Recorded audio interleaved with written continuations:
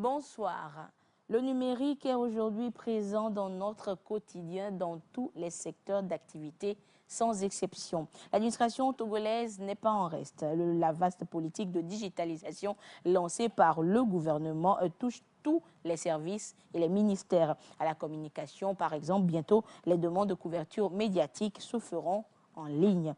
Autant de facilités qui font comprendre aujourd'hui que nous composons tous avec le numérique. Mais cette facilité ne doit pas nous faire occulter le fait qu'il nous faut nous protéger sur cette vaste planète numérique virtuelle et surtout protéger notre écosystème numérique.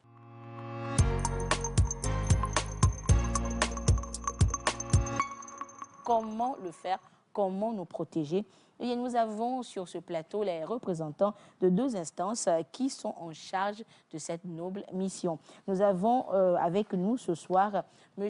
Hervé Tala-Aoui. Il est le conseiller technique du président de l'instance de protection des données à caractère personnel, IPDCP. M. Aoui, bonsoir. Bonsoir, Madame Atigakou. Et heureuse de vous avoir sur notre plateau. C'est un plaisir pour nous. Merci beaucoup. Alors, nous avons également le représentant de l'ANSSI, l'Agence nationale de la cybersécurité. Il s'agit de M. Madjamba Nangbam Didemana. Il est le directeur de la réglementation et du contrôle de conformité à l'ANSSI. Monsieur Didemana, bonsoir. Bonsoir Madame Anita, merci pour l'invitation. Et merci d'avoir répondu justement. Alors nous sommes sur ce plateau pour découvrir l'importance d'abord d'être présent sur d'avoir cet écosystème numérique, mais surtout de l'importance de se protéger, de protéger notre écosystème. Alors Monsieur Didemana, je commence avec vous parce que nous parlons de l'Agence nationale de la cybersécurité, qu'on parle du numérique, les cyberattaques et tout. Alors, on va permettre aux téléspectateurs quand même de comprendre de quoi nous parlons concrètement. Alors, qu'entend-on par cybersécurité?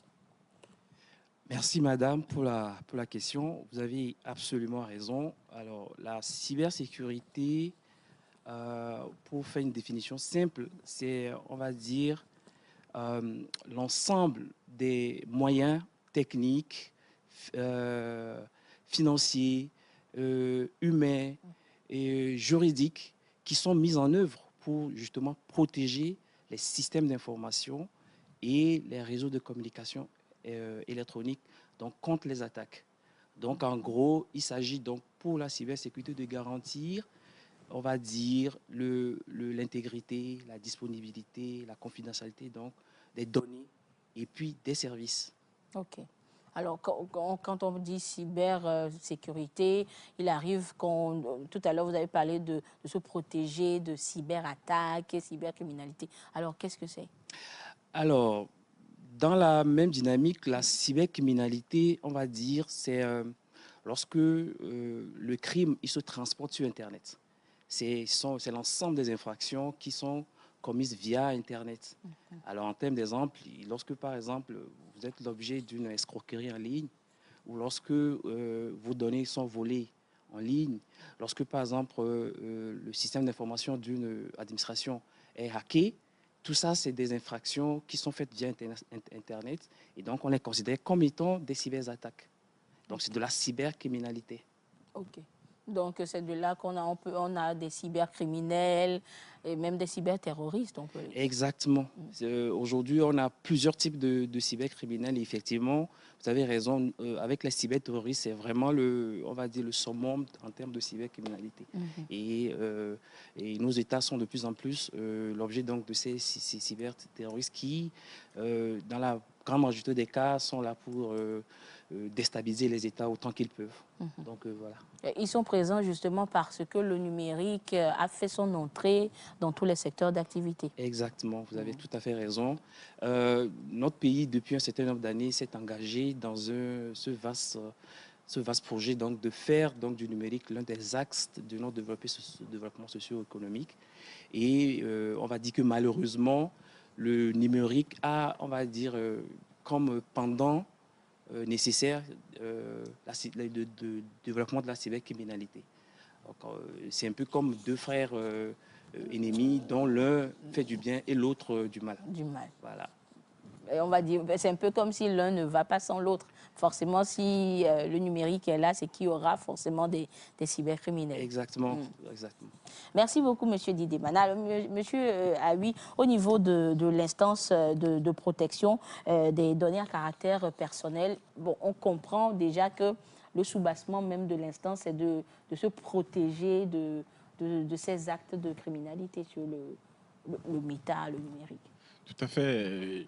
Comme le disait M. Didemana, aujourd'hui, la vie est en grande majorité numérique. Et donc, tout ce que nous faisons passe par le numérique et nous exposons nos données. Et c'est là l'instance de protection des données à caractère personnel entre en jeu. Pour faire comprendre d'abord à la population que, attention, vous exposez vos données dès lors que vous êtes sur un site Internet, vous utilisez un réseau social ou soit dans vos échanges avec vos correspondants.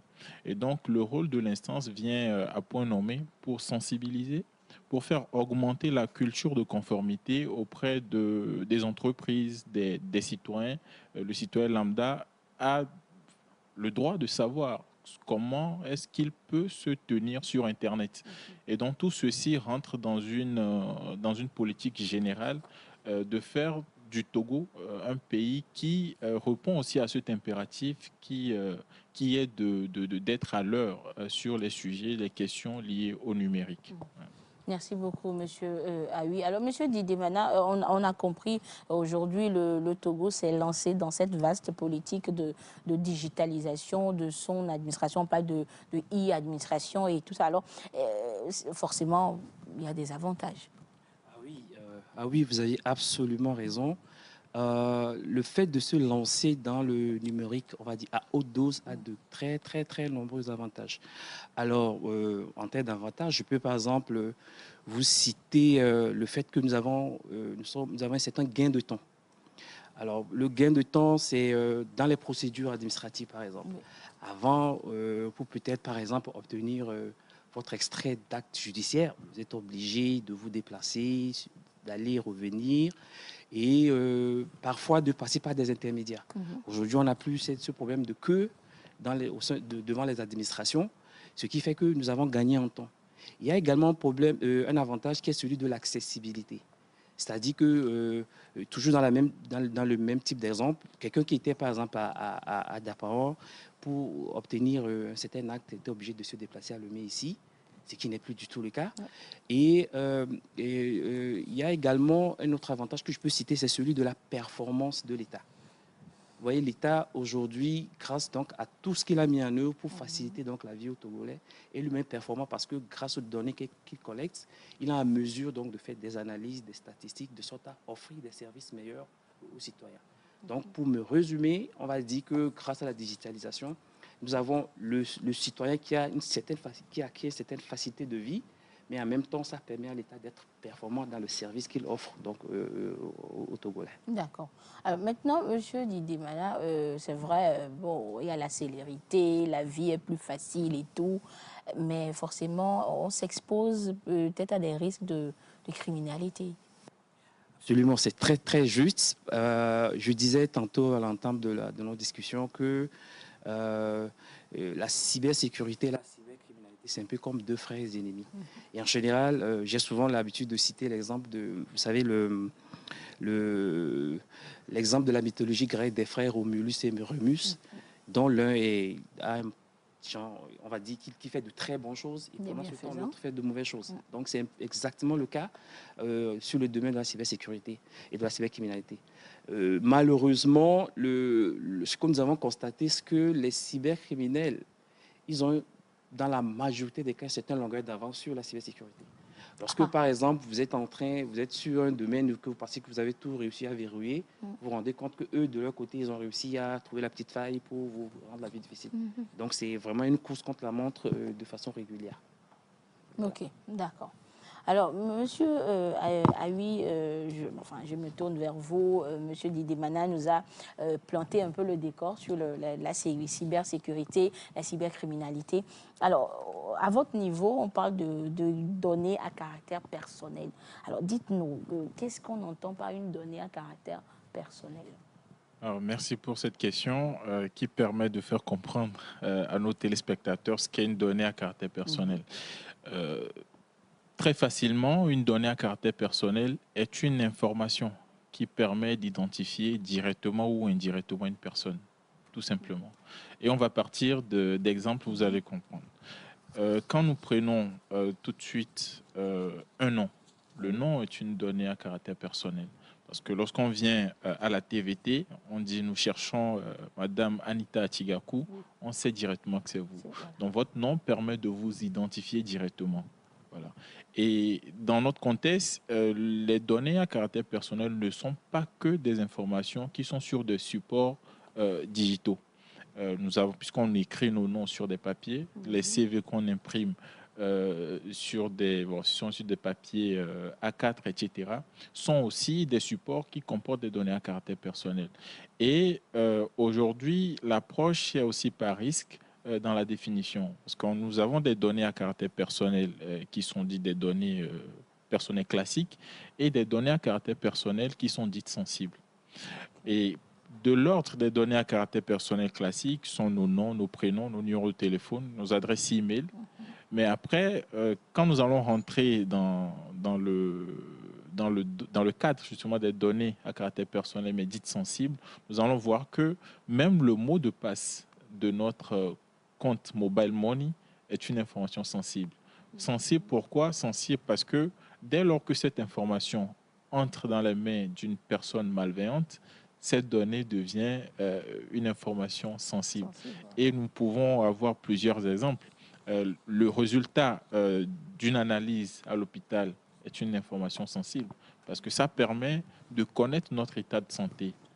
Et ça permet, puisque lorsqu'on sait que vous êtes porteur d'une maladie, alors ça a deux impacts.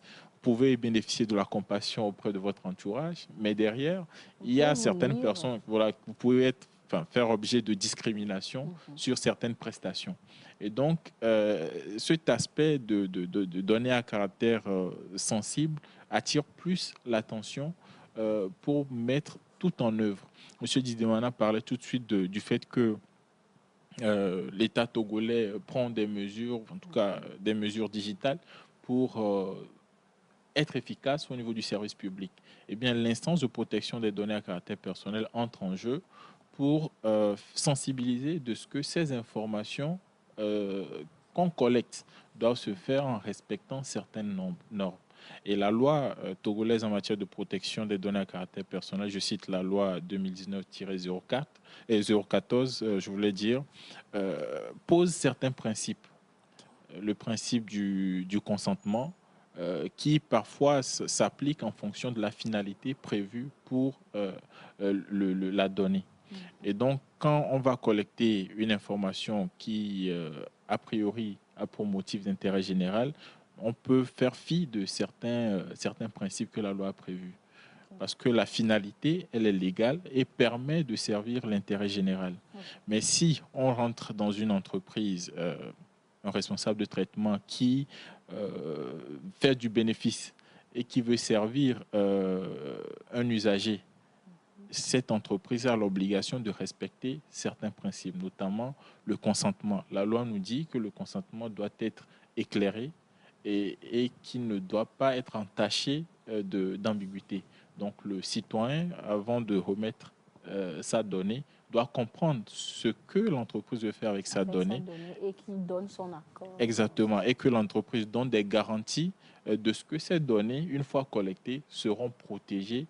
Et donc, il sera plus à l'aise de donner cette donnée. Et donc, vous comprenez qu'aujourd'hui, si l'instance ne sensibilise pas et que les entreprises prennent des initiatives pour faire comprendre aux citoyens que rassurez-vous, nous protégeons vos données une fois que nous les avons à notre disposition. La consommation des produits digitaux sera en tout cas réduite. Parce que c'est dès lors qu'on est confiant, on a la confiance de ce que nos données sont protégées, on adhère plus à ce service. Donc c'est là le rôle de l'instance vient pour dire attention, entreprise, vous devez respecter certaines règles, et même pour les entreprises étatiques ou bien l'administration générale, il y a certains principes qui leur sont également appliqués. Alors, Monsieur Aoui, on comprend que, bon, vous nous avez déjà donné peut-être l'importance de la protection de cette donnée à caractère personnel. Maintenant, dites-nous, bon, c'est vrai que vous nous dites de protéger nos données, mais comment on doit les protéger? Quelles sont les stratégies? Alors, il faut savoir que la protection des données part d'abord de nos gestes. Part d'abord de nos gestes. Il ne faut pas attendre que l'instance nous dise ce qu'on doit faire avant. Par ignorance, nous pouvons justement poser certains actes sur les réseaux sociaux et même dans nos discussions privées qui peuvent exposer littéralement nos données. Et une personne mal intentionnée peut entrer en possession et en faire mauvais usage. Je vais vous donner un exemple. Lorsque nous partons faire une photocopie de notre pièce d'identité dans le kiosque, on fait la photocopie, nous remettons notre pièce d'identité. On dit, écoutez madame, la copie n'est pas bien sortie, c'est pas lisible. Et la première copie, nous laissons cette copie auprès de la dame. Parce qu'elle n'est pas lisible, on se dit, ça c'est pas utile, et on laisse son part. Et on refait une autre copie, ou soit on va ailleurs pour faire une autre copie. Nous sommes toujours dans le cadre d'un exemple. Cette personne-là, si elle est mal intentionnée, on est dans une situation de vol de moto, on cherche quelqu'un qui veut vendre la moto, on cherche une pièce d'identité. On lui fournissait une pièce d'identité, on vient remettre votre pièce d'identité à quelqu'un, à un potentiel acquéreur. Et lorsque les services de police font leur enquête, on constate que, écoutez, la personne qui a vendu la moto, c'est sa pièce d'identité. Et lorsqu'on sera dans les enquêtes, on va tout de suite découvrir. Vous serez même étonné et surpris. Voilà, qu'on vous contacte, qu'on vous dise que vous avez volé une moto, vous l'avez vendue, etc. Ça va vite. Avant même qu'on proclame votre innocence, vous voyez tout le parcours que vous allez suivre. C'est tout un préjudice. Et donc, pour revenir à votre question, comment est-ce qu'on peut protéger nos données? C'est tout simplement en veillant à ce que nos pièces d'identité ne soient pas exposées un peu partout. Sur notre téléphone, aujourd'hui, 1, 2, 3, 4 n'est plus un mot de passe. Notre année de naissance n'est plus un mot de passe. Si vous êtes né le 1er janvier, je donne juste un exemple comme ça. Si vous êtes né le 1er janvier 2004, votre mot de passe ne peut pas être 010104. Parce qu'une personne qui vous connaît bien, c'est que vous êtes né le 1er janvier 2004. Elle va tenter rapidement 010104 ou 040101. Ce que nous devons comprendre aujourd'hui, c'est que une personne mal intentionnée est plus aguerrie. C'est une personne qui prépare justement, une personne qui prépare minutieusement son coup et donc vous connaît pratiquement. Vous connaissez votre vie, ce que vous aimez, vos habitudes de consommation, etc., etc. Et de là, cette personne peut utiliser votre téléphone, bien utiliser ces stratégies pour entrer dans votre vie privée. Votre téléphone, une fois que la personne a accès à votre téléphone, vos discussions, vos images, vos vidéos, et là, ce n'est plus vous qui êtes en danger, ce n'est plus vous seul qui est en danger, autant pour moi, mais tous ceux avec qui vous échangez, tous ceux avec qui vous discutez. Et donc, pour ce faire, trouver des mots de passe. Les mots de passe, c'est avec des caractères, des lettres, des chiffres. On dit des mots de passe robustes. Robustes, tout à fait. Et je pense que M. Didemana aussi est là pour nous donner plus de précision sur ce que c'est qu'un mot de passe robuste. Et donc, voilà toutes ces initiatives. On ne peut pas malheureusement tout déballer ici, mais l'instance l'instance de protection des données à caractère personnel prend le soin de communiquer les bonnes pratiques que nous devons prendre pour protéger notre vie privée. Et donc, pour revenir, comme je le disais, la protection de nos données à caractère personnel n'est pas a priori le rôle de l'instance. Nous sommes là pour sensibiliser, pour faire évoluer la culture de conformité, et c'est aux citoyens Une protection juste individuelle, quoi. individuelle. Et d'ailleurs, on le dit, la vie privée. Donc notre vie, elle est privée et il nous revient d'être les premiers acteurs de cette protection. Ok. Merci beaucoup, monsieur Aoui. Parce que, disons que les exemples, on va dire, c'est rien du tout, c'est notre quotidien, mais quand même, on découvre que notre vie est exposée sans qu'on le sache. Mais, monsieur Didemana, vous voulez ajouter quelque chose? Oui, tout à fait. Je voudrais rebondir et peut-être compléter ce que M. Aoui a déjà si bien dit sur, on va dire, les mécanismes de protection donc, de nos données et de notre vie privée. Effectivement, il a déjà cité ce qu'il faut faire pour se protéger en citant l'exemple des mots de passe forts.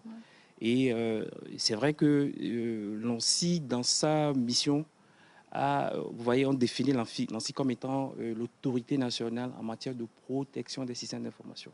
Donc, c'est fondamentalement le rôle de l'ANSSI. Et dans les sensibilisations que nous faisons, justement, nous avons l'habitude de dire aux gens, il a tellement bien dit, vous voyez, avant, les gens pouvaient même, par exemple, mettre leur mot de passe, non seulement qui était assez faible, ils pouvaient déjà l'écrire sur un bout de papier. Pour ne pas oublier. Il existe dans son bureau, quelque part, dans son casier. Et c'est peut-être la dame de ménage qui vient sortir ça quelque part et tout ça. Et donc, effectivement, aujourd'hui, ce que nous appelons mot de passe robuste, c'est un mot de passe qui, on est parti de 4 lettres, 6 lettres, 8 lettres. Aujourd'hui, on est à 14 lettres au moins. Et il faut des majuscules, des minuscules, comment on dit ça, des caractères, des symboles. Et tout ça.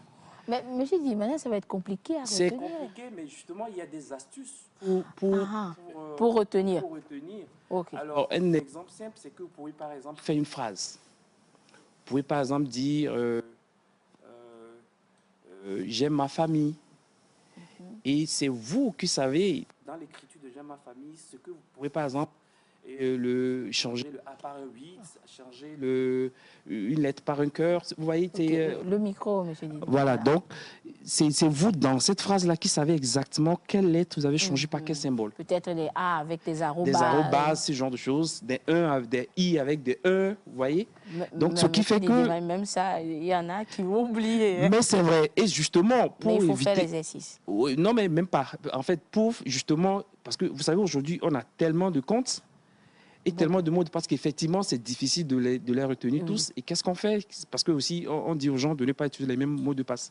Parce qu'effectivement, lorsque un escroc attrape l'un de vos mots de passe, c'est que c'est tous vos mots de passe. Mais justement, le secret, je veux dire, aujourd'hui, on a maintenant des applications qui verrouillent les mots de passe. Oui. C'est-à-dire, vous avez des applications dans lesquelles vous mettez tous vos mots de passe et vous n'avez qu'un seul mot de passe que vous êtes obligé de retenir. Okay. Donc, ce qui fait que le jour où vous oubliez un peu l'un de vos mots de passe, vous retournez là, vous le cherchez et puis c'est simple. Mais au-delà de ça, il y a également l'identification au double facteur qui est quelque chose de très fondamental. Okay. C'est-à-dire aujourd'hui, lorsque vous voulez vous connecter sur l'un de vos comptes, que ce ne soit pas seulement le mot de passe. Lorsque vous mettez le mot de passe que sur l'un de vos autres terminaux, quand vous demande telle personne ou tel ordinateur ou tel est en train de se connecter à vous, est-ce vraiment vous? Ah oui, la question vient souvent. Voilà, et c'est très fondamental. Ça fait que le jour où quelqu'un est en train d'essayer de voler vos données et que ce n'est pas vous, au moins sur votre autre terminal, vous voyez le message venir. Il vous suffira de dire non et puis il ne peut pas avoir accès. Il y a aussi la nécessité de faire des mises à jour. C'est tellement important parce que nos applications aujourd'hui, il y a toujours, je le disais tantôt, il y a des failles tout le temps que les cybercriminels arrivent. C'est un peu comme votre maison dans laquelle un voleur vient faire une brèche. Donc, il est tout le temps rodé. Lorsqu'il fait la brèche et que on vous dit, ah, il y a telle brèche, il faut que vous sachiez faire les mises à jour. Parce que lorsque vous ne faites pas de mise à jour, eux, ils savent déjà qu'il y a cette brèche-là. Donc, très facilement, ils connaissent le méthode et le mécanisme par lequel il va rentrer chez vous et il vient facilement. Il y a plein d'autres secrets. Il y a par exemple le fait qu'on dit de ne pas, lorsque vous êtes sur un Wi-Fi public, de ne pas faire des transactions sensibles. Supposons que vous êtes dans un aéroport, vous n'êtes pas sûr du Wi-Fi et puis vous voulez faire des transactions envoyer de l'argent, c'est parce que quelqu'un, par exemple, un Wi-Fi, c'est rien. Quelqu'un, je peux venir dans vos parages ici, je prends mon téléphone et mon réseau, je l'écris, je ne sais pas comment vos réseaux sont appelés, je l'appelle TVT, quelque chose. Vous, quand vous rentrez dans la Wi-Fi disponible, vous voyez ça, vous pensez que c'est le réseau de la Et TVT. surtout que c'est gratuit. C'est gratuit, justement. Rapidement, on rentre dedans. Donc, il y a plein d'astuces. Mais comme il a si bien dit, monsieur Aoui, c'est d'abord un acte de responsabilité personnelle. Il faut que chacun sache que la protection commence par soi-même.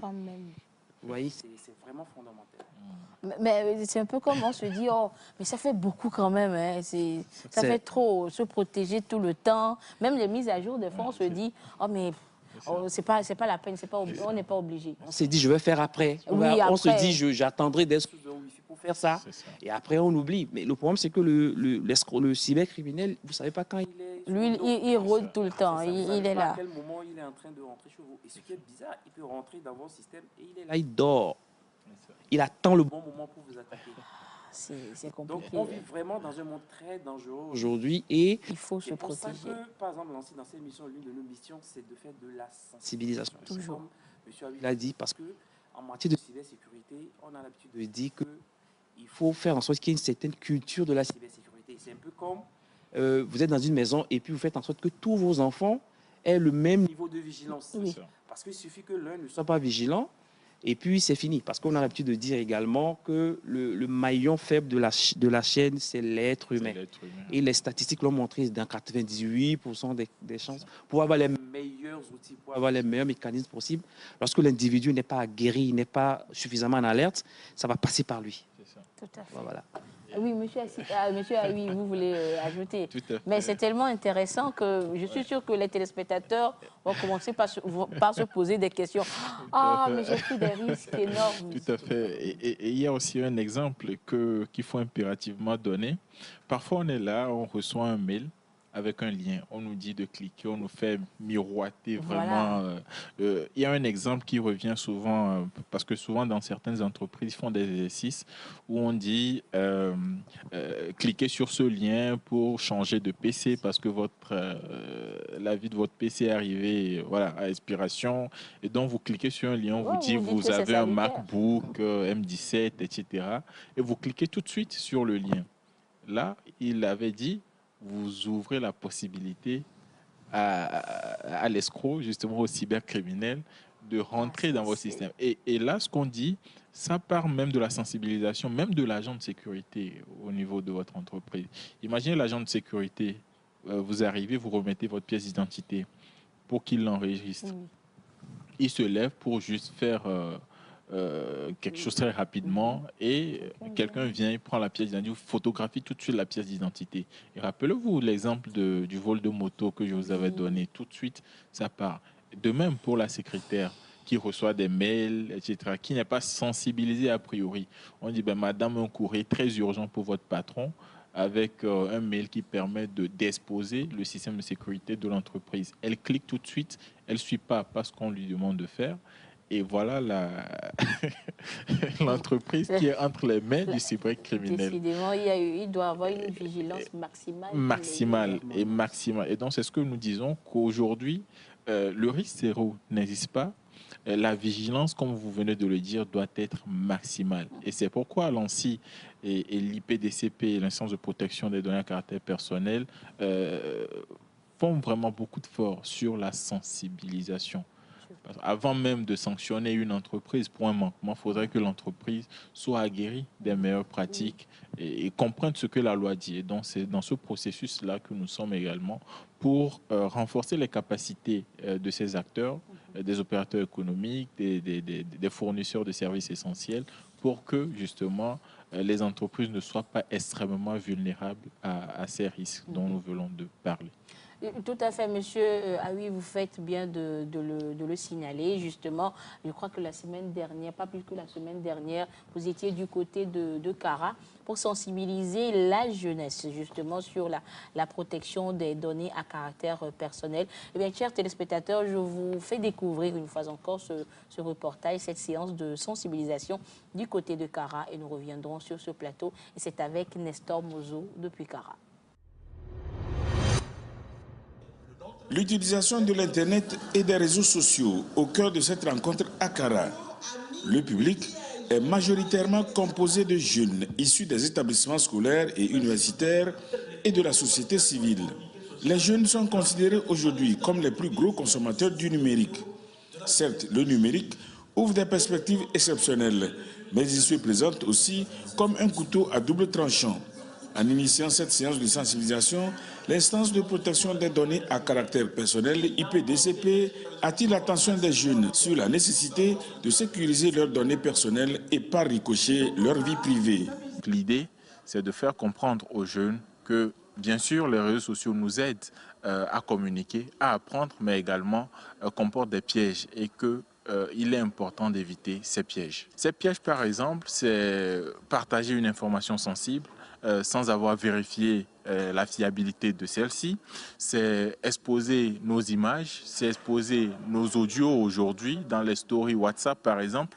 C'est également partager les images de notre intimité, par exemple, et également donner notre position, notre géolocalisation sur Facebook, par exemple, dire qu'on est seul alors qu'on risque des actes d'agression, des vols, etc. L'utilisation des réseaux sociaux est bien entrée dans les habitudes. Ce qui importe aujourd'hui, c'est d'avoir les bons réflexes. Le bon réflexe dans notre contexte, c'est choisir un mot de passe fort, c'est ne pas télécharger des applications sur toutes les plateformes, mais télécharger des applications sur des plateformes dédiées, notamment Play Store et App Store. Également, vérifier justement les messages qu'on nous envoie, ne pas cliquer sur tous les liens. Le message véhiculé par l'instance de protection des données à caractère personnel semble avoir eu un écho favorable. Ce que j'ai retenu, c'est que nous devons protéger nos données pour ne pas que, à l'avenir, quand on aura besoin d'un emploi, que quelqu'un vienne prendre nos photos sur les réseaux sociaux pour publier, ce qui va nous causer des soucis pour notre avenir. Ce que moi j'ai pu retenir, c'est que je dois protéger mes données personnelles avec des mots de passe bien sécurisés, au moins 12 caractères. Les 12 caractères doivent être composés de lettres, de chiffres, des points, même des espaces. Ils sont utiles.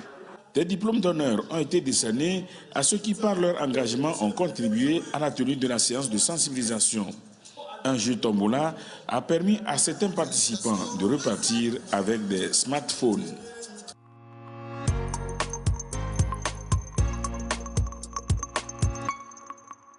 Voilà donc la sensibilisation du côté de Kara. Alors, monsieur oui, bon, nous avons suivi tout à l'heure dans le reportage.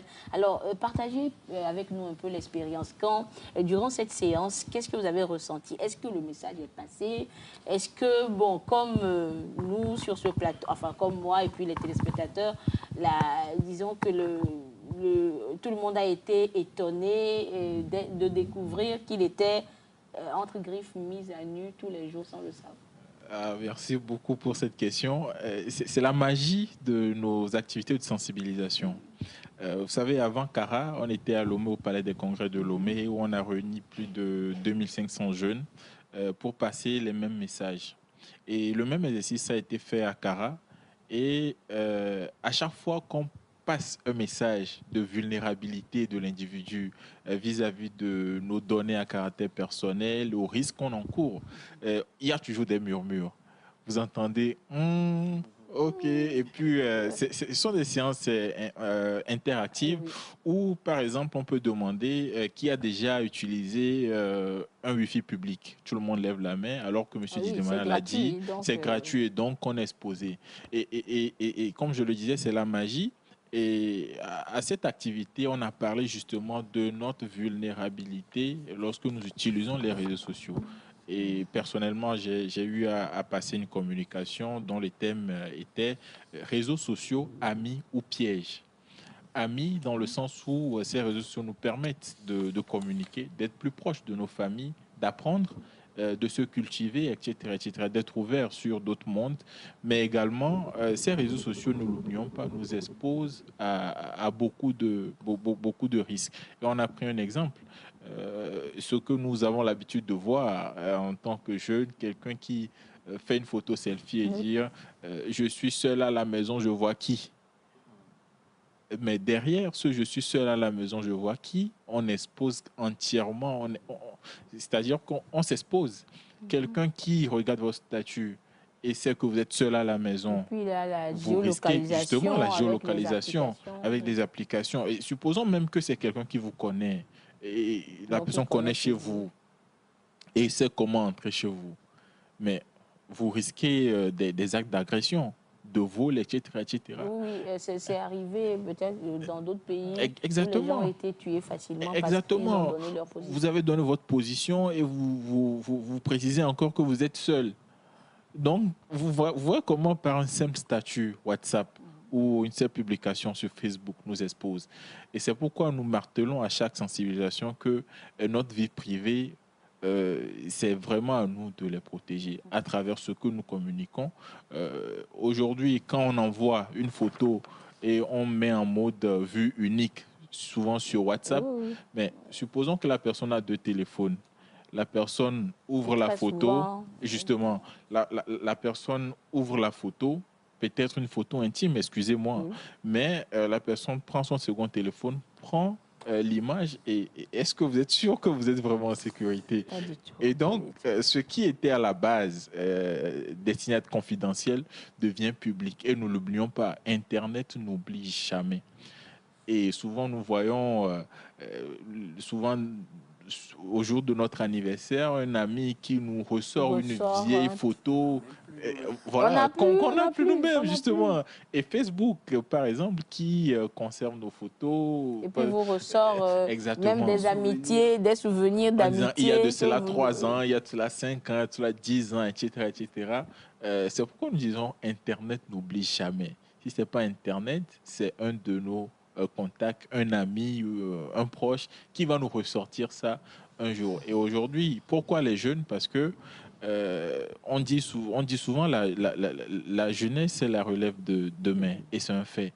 Pourquoi ne pas aller vers cette jeunesse pour leur montrer les comportements éthiques, les comportements responsables et les appeler à plus de vigilance pour que dans 5 ans, dans 10 ans, quelqu'un qui va chercher du boulot, peut-être dans une structure, qu'on ne reçoive pas une photo dans une mauvaise position ou bien un commentaire que la personne a eu à faire de l'entreprise qui a comme bien... toujours, Internet n'oublie jamais. Justement, et on le dit souvent, notre liberté s'arrête là où commence celle des autres. Merci beaucoup, monsieur Awi.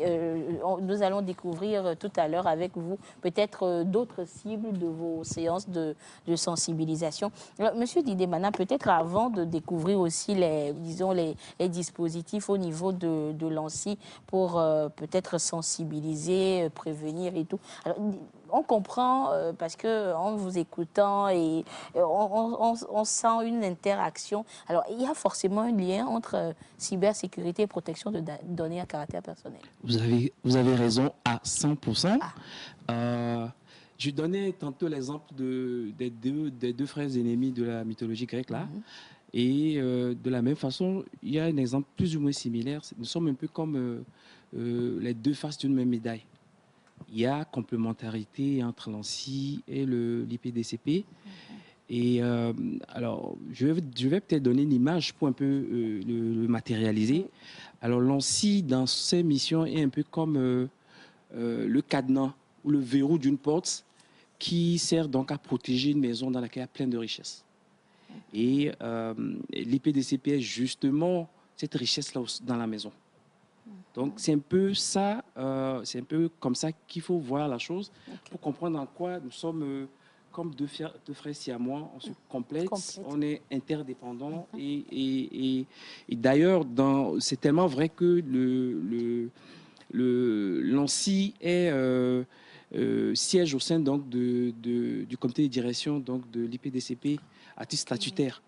Donc, c'est un peu pour expliquer à quel point nous sommes vraiment imbriqués dans nos activités et à quel point nous sommes, on va dire, deux frontières d'une même maison. Ah, donc voilà. C'est dire que nos recherches ne nous ont pas trompés pour inviter les deux représentants vous avez vu très juste des instances sur ce plateau. Vous avez vu très juste dans votre démarche. Merci beaucoup. Alors justement, pour peut-être matérialiser le fait que l'ANSSI et puis il faudrait que j'arrive à appeler tout l'IPDCP.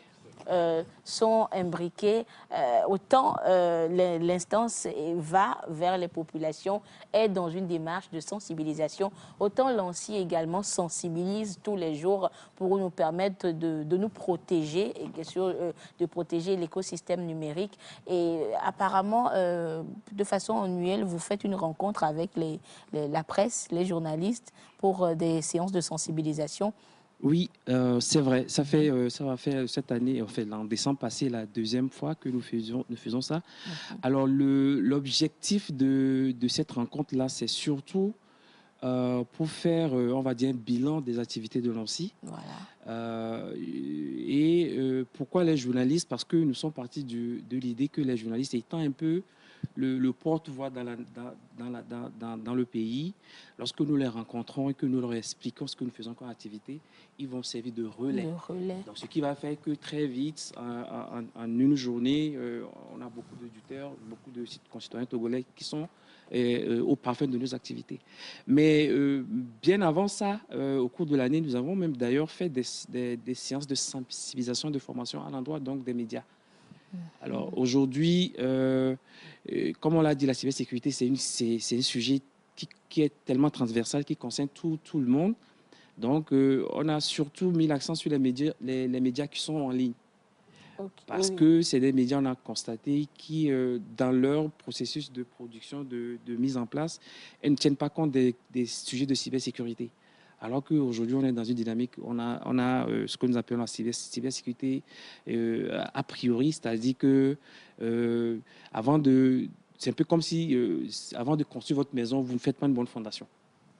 Donc, la cybersécurité vient vous dire il est important de vraiment consolider la base de votre maison parce que sinon, la brèche, elle est facile à faire. Donc, nous faisons beaucoup de sensibilisation, effectivement, et la sensibilisation, c'est l'un des axes importants de nos missions.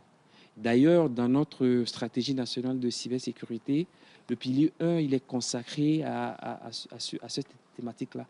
Et le pilier 1, il est intitulé « Développement des compétences techniques nationales et promotion de la culture de la cybersécurité ». Donc, c'est pour dire à quel point tous les secteurs d'activité de notre pays sont très importants pour nous parce que nous savons que c'est vraiment cette manière-là que nous allons réussir donc, à contacter tout le monde. Donc, et évidemment, comme c'est les journalistes qui sont les premiers relais dans la nation en termes de diffusion de l'information, donc nous avons une certaine proximité avec les médias.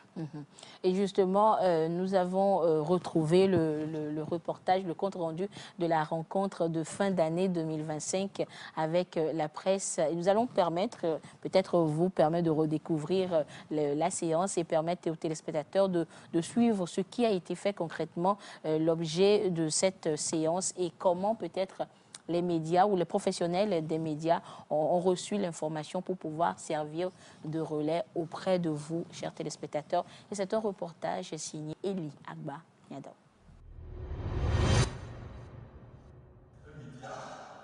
Diffuseur des informations et partenaire privilégié de communication de l'Agence nationale de la cybercriminalité ANSSI, ces professionnels de médias sont à une rencontre d'information et de formation sur les différentes formes de cybercriminalité.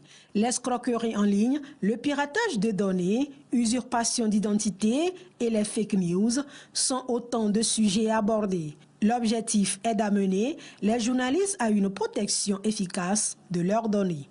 Vos ordinateurs, vos serveurs, vos canaux de diffusion, vos comptes sur les réseaux sociaux vous permettent aujourd'hui de produire et de diffuser. Si vous ne vous protégez pas, vous allez être victime de cyberattaques et vous risquez de perdre des données. Certaines grosses entreprises de la place ont subi des rançongiciels. C'est une attaque qui va crypter l'ensemble de vos fichiers et ils vont vous réclamer une rançon quand vous payez avant qu'ils vous donnent la clé pour décrypter. Beaucoup d'attaques liées aux extorsions. Les femmes sont beaucoup victimes de cyberattaques. Pour les initiateurs, les journalistes mieux formés, c'est des citoyens bien informés et bien protégés face aux dangers du numérique. Ils ont été entretenus non seulement sur les grands projets réalisés en 2025, mais aussi sur les perspectives de l'institution. En 2025, nous avons commencé l'implémentation de la stratégie nationale de cybersécurité, dont l'axe 1, celui de la promotion de la culture de cybersécurité et le développement des compétences techniques nationales. C'est dans ce cadre qu'il y a 250 informaticiens de l'administration publique qui sont en train de suivre une formation certifiante. Une fois que nous avons des informaticiens de l'administration publique qui sont bien formés, les ressources informationnelles de l'État seront protégées. Il faut que les gens redoublent de vigilance. Un cybercriminel peut faire une vidéo de votre directeur qui vous demande de faire une transaction financière. Il y a des comptables qui ont subi ces attaques. En relayant les informations justes et pédagogiques, ces hommes et femmes de médias contribuent à sensibiliser les uns et les autres sur le changement de comportement et à réduire la vulnérabilité des populations face aux menaces numériques.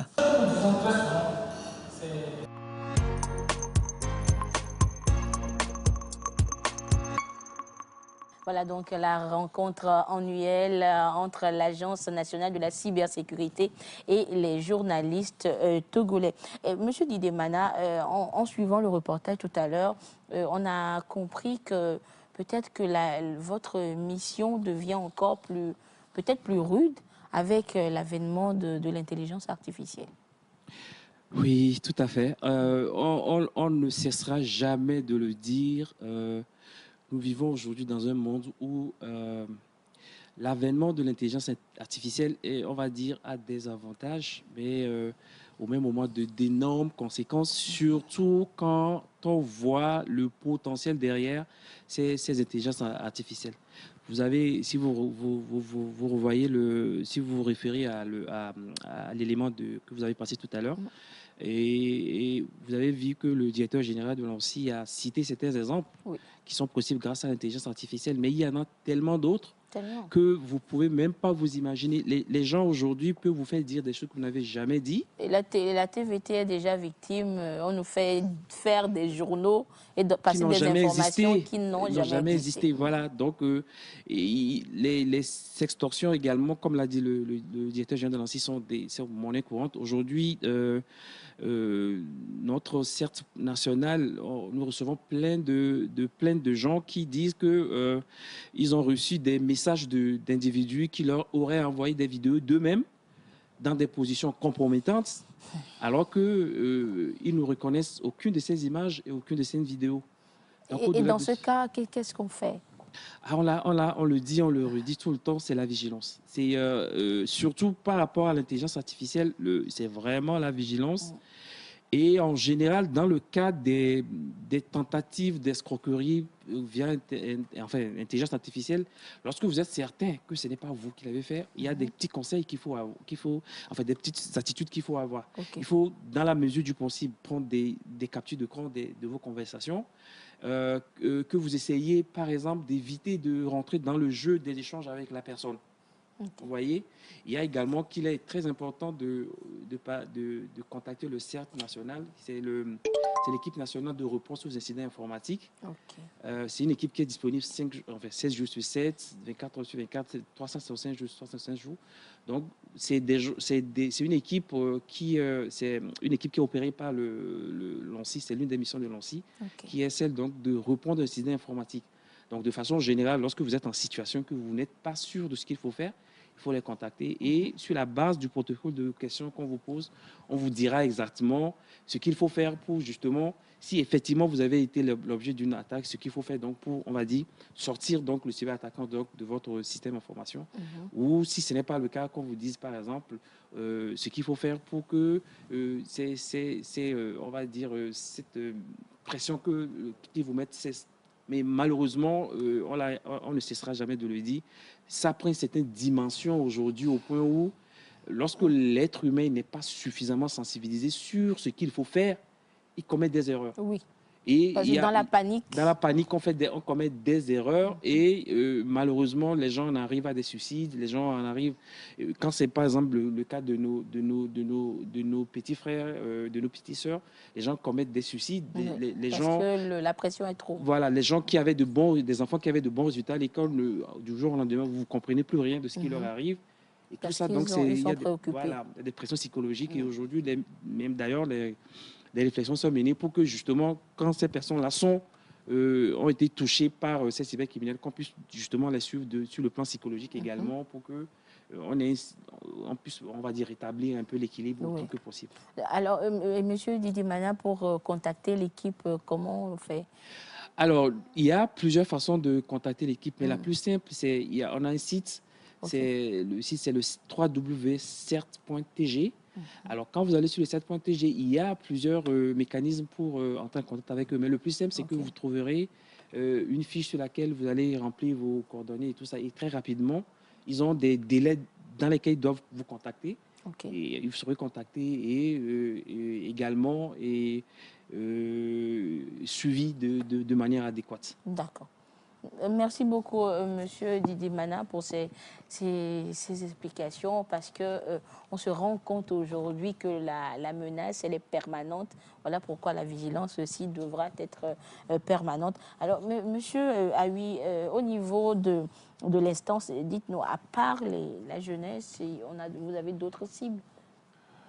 Oui, a priori, toute la population est concernée par le sujet. Et dans le déroulé de sa politique justement de sensibiliser toute la population, l'IPDCP a signé des partenariats. Avec l'Agence nationale de formation des collectivités territoriales, avec la ARC aujourd'hui, et avec la CNDH pour le moment. Et il y a des discussions qui sont engagées avec d'autres institutions pour voir comment est-ce que l'instance peut les appuyer dans leur mission. Et parlant de la convention avec la NFCT, il y a une campagne de sensibilisation des 117 communes qui a été déjà exécutée entre décembre et janvier. Avec la ARC, on a eu des programmes d'échange de sensibilisation des médias qui est toujours en cours. On a déjà eu avec les quelques acteurs de la région maritime. Et donc, nous allons encore aller plus à l'intérieur du pays pour justement renforcer la sensibilisation.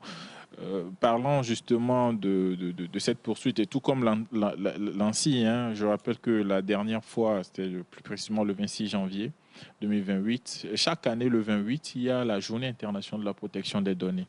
Et donc, le 26, en prélude, il y a eu justement une conférence de presse avec des institutions, notamment l'ANSSI, la CNDH, le représentant du procureur près de la cour d'appel de Lomé et la ARC également. Et ça a été l'occasion pour l'instance de partager justement son rapport général de l'activité de 2025 comme l'exige l'alinéa 10 de l'article 56 de la loi relative à la protection des données.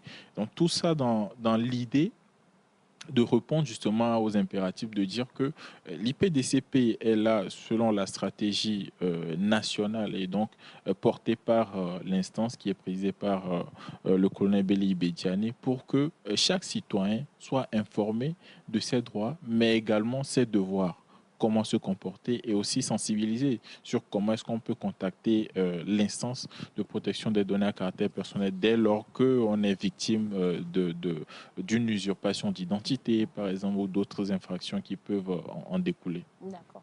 Alors, Monsieur Didier Mana, nous parlons de protection des données à caractère personnel, mais nous savons également que l'administration aujourd'hui est digitalisée. Alors, à ce niveau, comment se fait la sécurisation? Parce que si on prend un service de l'État au niveau de la nationalité, par exemple, est-ce que vous organisez, l'ANSSI organise également des sensibilisations à l'endroit de ces différents services également pour leur apprendre les gestes de sécurité?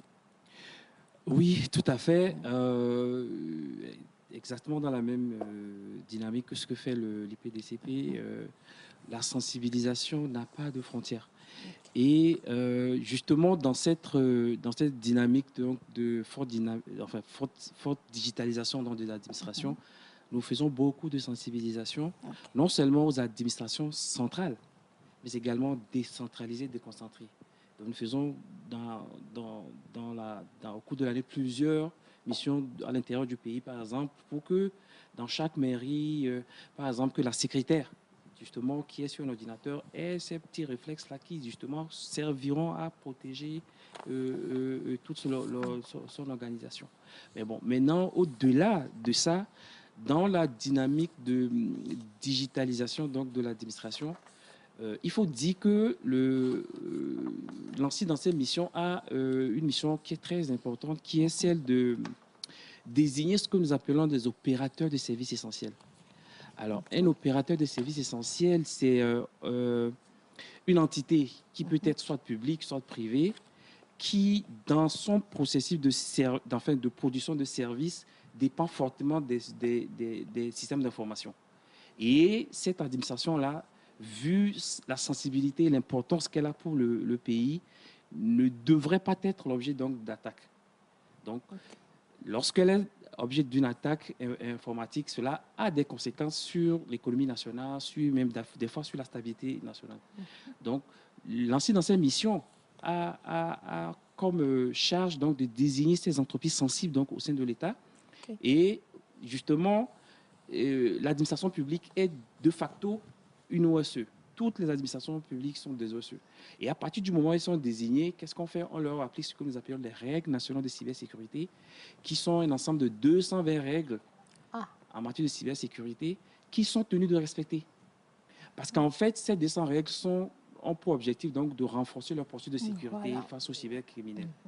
Et comment nous faisons? Donc, une fois que les règles leur sont appliquées, nous venons de façon périodique faire ce que nous appelons des audits de conformité pour nous assurer qu'effectivement, ils sont mis en conformité avec ces règles-là. Donc, tout cet arsenal-là, justement, vise donc à faire en sorte que dans notre grand processus donc, de digitalisation du pays, que les administrations soient autant que possible, on a dit bien sûr que la sécurité zéro n'existe pas, mais qu'elles soient autant que possible à l'abri des cyberattaques. Tout à fait. Voilà. Merci beaucoup, Monsieur Didemana. Merci, chers invités, d'être passés sur ce plateau. Nous sommes pratiquement arrivés à la fin de cette émission sur la cybersécurité. Nous rappeler combien il est important de protéger nos données à caractère personnel. Mais avant de vous laisser repartir, peut-être que, assurément, vous avez un dernier mot, un message à l'endroit des téléspectateurs, du public. Alors, Monsieur Aoui, nous allons commencer par vous. Si vous avez peut-être un message à l'endroit des Togolais aujourd'hui. D'accord. Merci. Je profite pour dire merci à la télévision togolaise pour cette invitation qui rentre justement dans la stratégie de communication de l'instance. Généralement, on conçoit tout ce qui est réglementation comme un frein. Comme un mécanisme d'empêcher l'innovation, un mécanisme de ne pas voir progresser des entreprises. Mais non, il faudrait qu'on change d'appréhension de la chose. L'instance de protection des données à caractère personnel et assurément, tout comme l'ANSSI, sont des institutions qui sont là pour encadrer l'innovation. Vous savez, aujourd'hui, la question de la protection des données, la question de la cybersécurité sont des sujets qui vont même au-delà du plan national et qui font partie d'une question de souveraineté nationale. Et donc, vous allez comprendre avec moi aujourd'hui, les guerres ne sont plus avec des armes. Non, pas du tout. On a parlé des cyberterroristes, etc.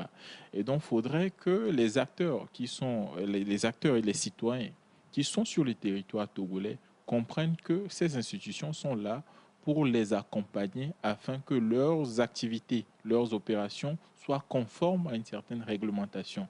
Et c'est là aussi on a besoin de cette nécessité de synergie. Parce qu'une entreprise qui rencontre des difficultés, l'idéal, c'est de se rapprocher de l'instance pour voir comment est-ce qu'on peut améliorer leur processus. C'est pourquoi on parlait tantôt des échanges avec des acteurs institutionnels pour voir comment est-ce que ces services vont être plus efficaces et vont plus susciter la confiance des citoyens. l'idéal à la fin, c'est de se dire que, comme on l'a dit, le risque zéro n'existe pas, mais il faudrait qu'on arrive à un niveau élevé de culture de conformité. Et donc, pour, in fine, hein, pour revenir au message de fin, on dit « Ubi societatis ubius », ce qui veut dire qu'il n'y a pas de société sans règles de droit. Et donc, considérons que ces règles de droit, ces réglementations sont là pour nous protéger et non pour empêcher l'innovation. Et on est invité à collaborer avec ces institutions pour que le Togo soit un pays éthique, un pays qui respecte ce qu'est l'éthique numérique pour que les objectifs soient concrètement atteints. Je vous remercie. Merci beaucoup, Monsieur Hervé Talla. Oui, je rappelle que vous êtes le conseiller technique du président de l'instance de protection des données à caractère personnel, l'IPDCP. Alors, Monsieur Didemana, nous allons terminer avec vous, votre message à l'endroit des Togolais. Alors, avant de finir, encore une fois, merci pour l'invitation qui nous a permis d'échanger sur cette question qui est très, très sensible aujourd'hui, c'est de la cybersécurité et surtout de la lutte contre la cybercriminalité, parce que nos données, elles sont aujourd'hui, on va dire, lors des cybercriminels, parce que les gens en font vraiment quelque chose de très, très, très, très, très mauvais pour nos États et pour les individus. Alors, comme mot de fin, ce que je voudrais dire, c'est que on voit que la digitalisation, elle est une opportunité pour nos États. Une opportunité parce que grâce à cette digitalisation accrue, nos États font de très grands bonds vers le développement, vers on va dire, vers la réussite des objectifs pour lesquels l'État il est là. Mais malheureusement, on constate également que cette opportunité va également avec des risques. Elle accompagne de risques. Et pour faire face à ces risques, l'État il a déjà fait ce qu'il peut faire en mettant en place les structures, en mettant en place les mécanismes pour protéger l'individu, pour protéger les services et tout le reste. Mais malheureusement, on ne peut plus aujourd'hui voir la cybersécurité ou la technologie comme étant le simple fait de l'État. Nous avons dit, si vous regardez tout au long de notre communication, l'individu a été au centre de tout ce que nous avons dit. Et donc, c'est pour ça que mon mot de fin doit être la vigilance. Cette vigilance, elle doit être désormais même conçue et perçue comme étant un acte de patriotisme. Parce que c'est seulement comme ça que nous parviendrons à cette culture de la cybersécurité qui est essentielle pour que nous puissions continuer à bénéficier donc, des bienfaits donc, de la digitalisation dans laquelle notre pays s'est engagé. Je vous remercie.